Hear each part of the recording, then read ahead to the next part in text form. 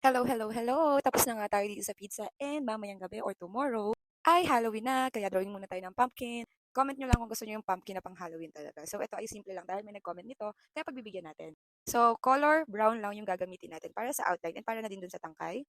Ang gamit ko nga pala ay alcohol markers na sobrang mura lang kahit saan ka bumili. Sundan mo lang yung mga lines na ginagawa ko and okay lang yan kung hindi masyadong perfect. No worries, gaganda yan mamaya. Tiwala lang, antayin mong matapos yung ginagawa mo, kayang-kaya mo yan.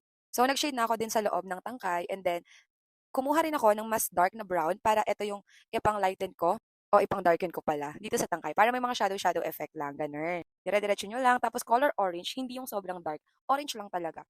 Ganito lang yung pagko-color ko para okay naman and then mamaya makikita nyo kung bakit half lang yung kokoloran natin.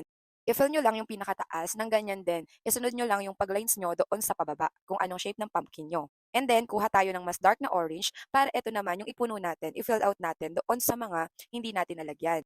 Dire-diretso lang, ganun pa rin yung pagko-color dapat. Pataas lang or isang line lang para magmukha siyang nag-overlap at hindi sinadya na magkaiba yung color. Parang shadow lang ganun. Para may blending na magaganap. Ganun lang yun kasimple. And then, alam nyo na, i-comment nyo na yung mga gusto nyong i-drawing natin. Happy watching!